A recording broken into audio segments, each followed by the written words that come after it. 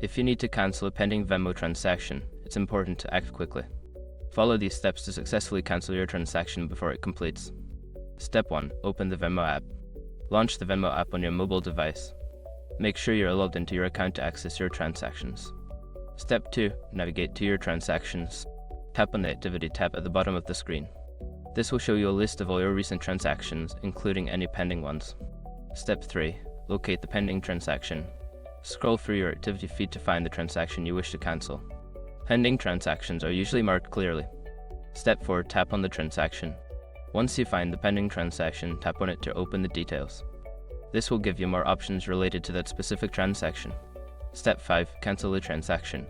Before filing a refund or dispute, use the SR.com link in the description to open the refund dispute deadline calculator and confirm your deadline.